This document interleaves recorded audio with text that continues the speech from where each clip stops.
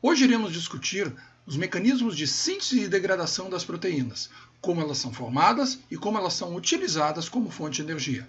Vamos a ela.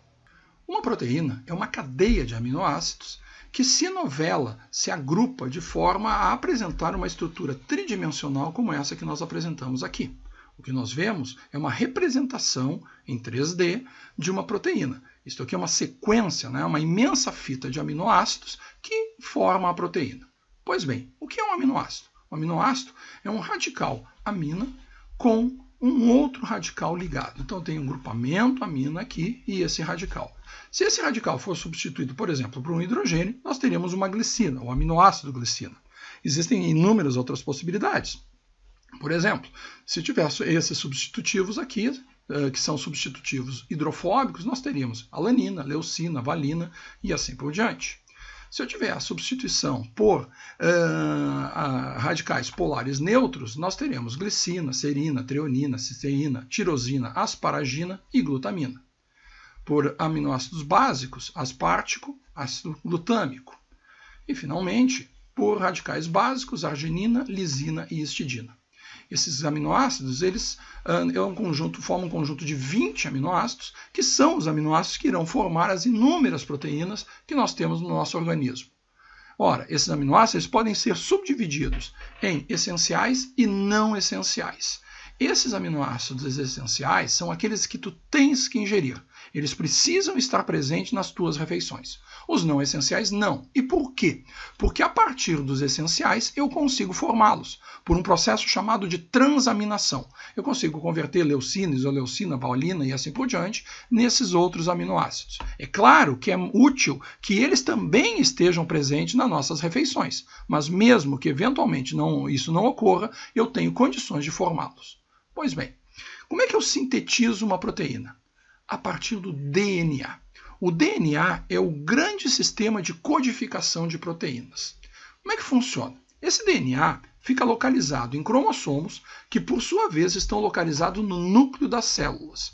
Nós temos 23 pares de cromossomos, 46, portanto. Evidentemente, estou falando da espécie Homo sapiens, estou falando dos seres humanos. Os seres humanos têm 46 cromossomos. Os mais conhecidos são provavelmente os cromossomos sexuais, cromossomo X e cromossomo Y. No caso, a mulher ela apresenta 2 cromossomos X, então ela é conhecida como XX, e o homem apresenta um cromossomo X e um cromossomo Y, então ele é conhecido como cromossomo XY. Outro cromossomo que é bastante conhecido é o 21, por conta da síndrome de Down, a trissomia do cromossomo 21. Pois bem, esses cromossomos, quando literalmente desfiados, vamos entendê-los como um grande novelo, um grande emaranhado de DNA, o que a gente encontra é justamente uma dupla fita de DNA.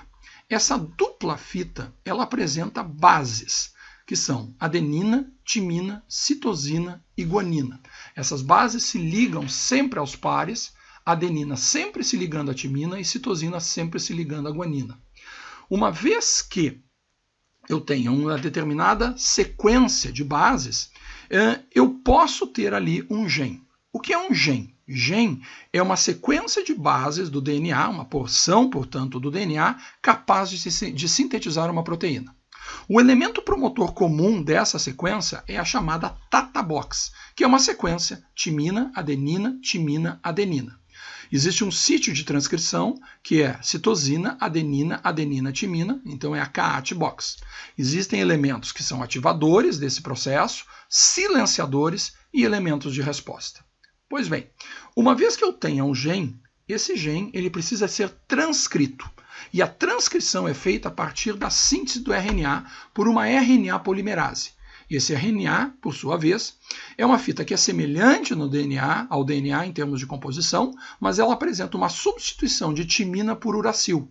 Então, ao invés de adenina e timina, eu tenho adenina, uracil, citosina e guanina. Além disso, o RNA apresenta apenas uma única fita. Pois bem, uma vez que se forme o RNA a partir da transcrição do DNA, eu preciso fazer a remoção do RNA intrônico. O que é isso? É um RNA não gênico, é um RNA que não é capaz de sintetizar proteínas. Isso ocorre por um processo chamado splicing. Uma vez que haja a remoção do RNA intrônico, eu tenho então o RNA exônico, que é aquele que efetivamente vai deixar o núcleo, vai ser exportado para o citoplasma. Uma vez que esse RNA seja exportado para o citoplasma, nós chamamos isso de translação, ele vai efetivamente para onde? Ele vai para a região dos ribossomos, no retículo endoplasmático rugoso. Lá é que ocorre a síntese de polipeptídeos a partir do RNA transportador, que é o RNA que irá transportar aminoácidos até o RNA mensageiro, de forma a respeitar os códigos, a sequência de codificação da proteína. O códon de iniciação é a sequência AUG, adenina, uracil, guanina. E existem 3 códons de finalização, o AA, o AG ou o GA. Pois bem, vamos fazer um exercício disso. Para isso, nós precisamos conhecer, basicamente, aqui o mapa de códons. Vejam que um códon, por exemplo, CUU, ele vai se ligar a uma leucina. Um códon ACC a uma treonina. Um códon AGA a uma arginina. E isso de forma absolutamente específica. Então, um códon AGA, não há como se ligar a ele, por exemplo, uma serina ou uma glicina. Não, a AGA só se liga à arginina. Então, eu tenho uma sequência absolutamente precisa de codificação dos aminoácidos. Vamos exercitar um pouquinho isso. Aqui nós temos a nossa, digamos assim, cola, e agora eu tenho aqui uma sequência de DNA. Timina, adenina, citosina, guanina e assim por diante. Pois bem, a primeira coisa é fazer a leitura do DNA. Então, a transcrição do DNA para RNA. Então, timina irá se ligar aqui à adenina. Adenina a timina? Não, porque o RNA ele não tem timina, ele tem uracil, e assim sucessivamente. O que é que nós vamos ter? Isso. Essa segunda fita que aparece aqui, é uma fita, obviamente, é um exercício, mas onde eu tenho a sequência adenina, uracil, guanina, citosina, guanina. Por quê? Porque aqui eu tenho timina, adenina, adenina, uracil, citosina, guanina, guanina, citosina, citosina, guanina, e assim sucessivamente formando uma fita de RNA. Assumindo que aqui já tenha havido o processo de remoção do RNA intrônico, ou seja, aquele RNA não gênico, eu já teria aqui a fita de RNA mensageiro pronta. Essa fita, então, migraria do núcleo para o retículo endoplasmático rugoso, para os ribossomos, e aí, sucessivamente, o RNA transportador levaria aminoácidos de forma absolutamente específica. Então, vamos ver. AUG, como a gente viu anteriormente, é o códon de iniciação, mas o AUG, olha aqui, ele traz o RNA transportador, ele transporta o aminoácido metionina. E ali está. CGU, vamos ver, CGU. Arginina. AGC. AGC. Serina. UAC. UAC. Tirosina. Lisina, alanina e assim sucessivamente até que eu encontre a sequência UAG.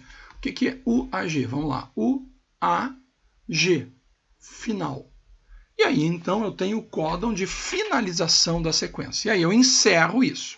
Claro que esse aqui é um modelo simplificado, mas nos dá uma boa ideia. Então, nós temos uma sequência de aminoácidos que, em última análise, foi definida a partir da sequência de bases do RNA, que, por sua vez, foi definida a partir da sequência de bases do DNA, ou do gene contido do DNA. É dessa forma que nós produzimos as nossas proteínas. Existem proteínas barbaramente semelhantes entre si.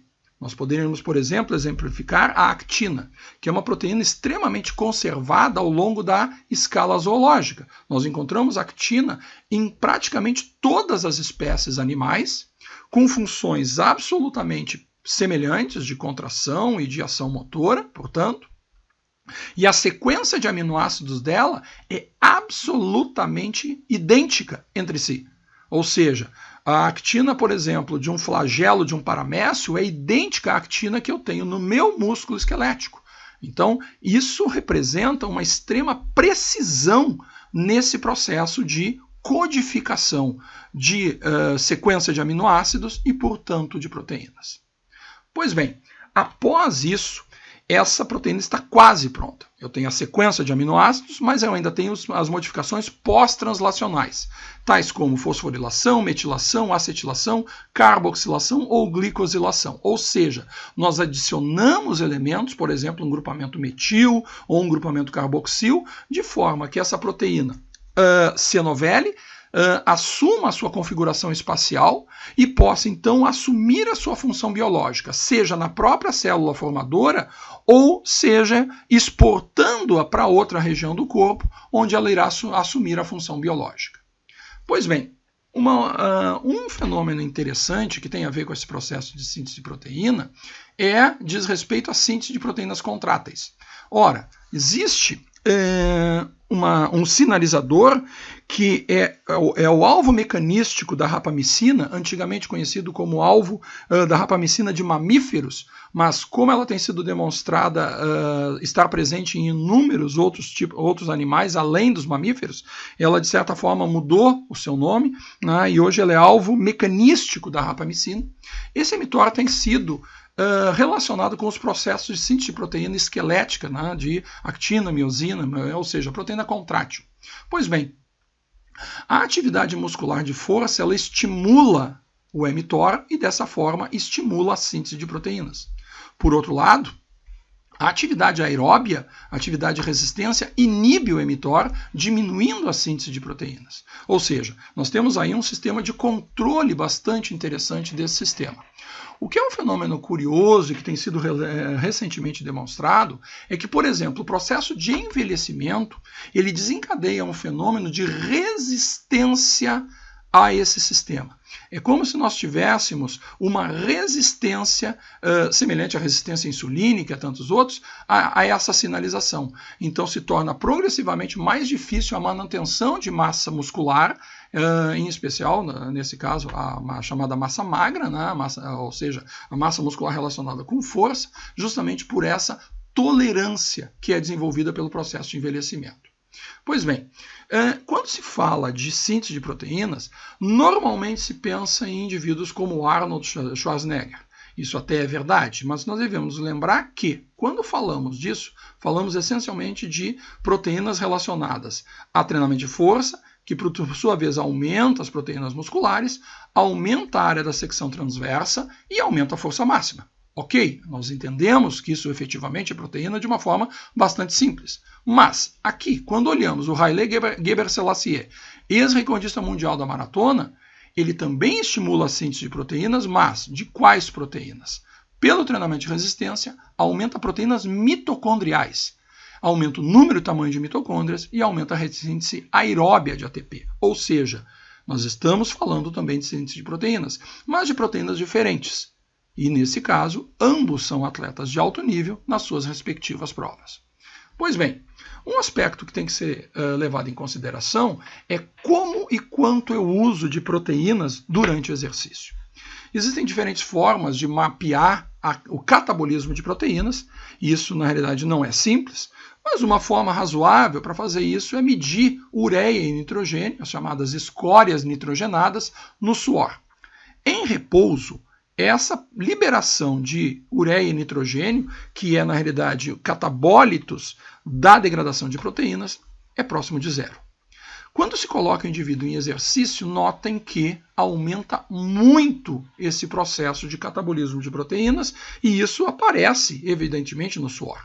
Mas notem que, se nós estivermos falando de um exercício com dieta pobre em carboidratos, em comparação com uma dieta rica em carboidratos, a taxa de degradação de proteínas aumenta muito, aumenta realmente muito, muito mais do que se nós fizermos o exercício com dieta rica em carboidratos.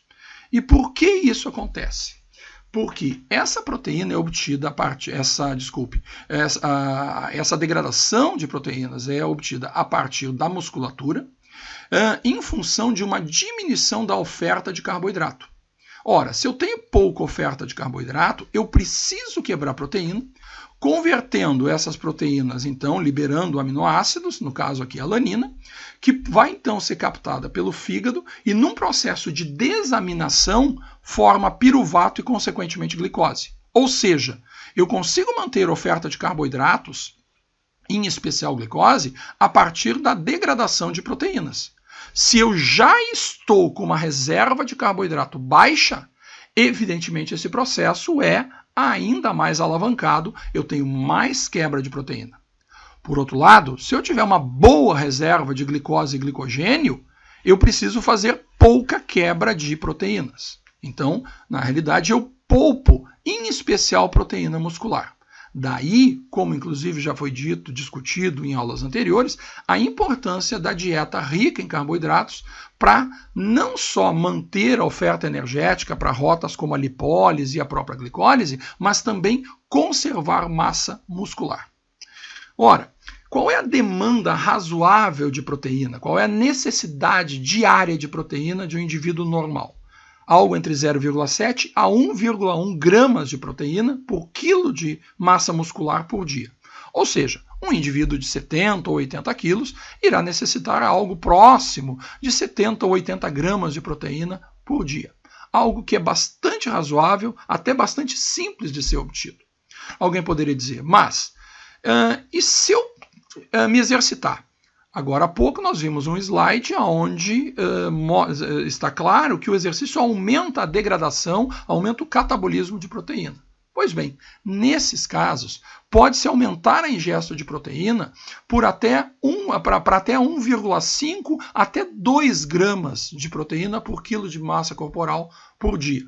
Mesmo assim, uma demanda, uma necessidade de proteína facilmente obtida pelas nossas refeições. Pois bem, uma discussão que é bastante atual é se existe uma janela de oportunidade. Ou seja, parece que após o exercício, pelo fato de nós aumentarmos o catabolismo de proteínas, o músculo estaria mais afim, estaria mais afeito a receber aminoácidos e, portanto, induzir uma síntese de proteínas mais eficientes. Pois bem, a literatura é bastante controversa, né, nesse sentido. Existem alguns autores que realmente afirmam que existe essa janela de oportunidade. No entanto, outros autores negam isso de forma bastante contundente. Isso ainda merece estudo, isso ainda merece um aprofundamento maior para que a gente possa chegar a uma conclusão final. Pois bem, quais são as mensagens finais dessa aula? A síntese de proteínas ela depende da transcrição do DNA e translação de RNA nos ribossomos. A necessidade de proteínas diária é da ordem de 0,7 a 1,1 gramas de proteína por quilograma de massa corporal dia. Isso pode aumentar um pouco se nós formos submetidos a exercícios, em especial a exercícios de força, mas nada muito além de 2 gramas de proteína por quilo de peso corporal por dia. Finalmente, o catabolismo de proteínas dá origem a piruvato, que por sua vez promove a produção de glicose pelo fígado. E isso está relacionado diretamente com a reserva de glicogênio que nós temos antes do exercício. Pois bem, por hoje era isso. Até a próxima.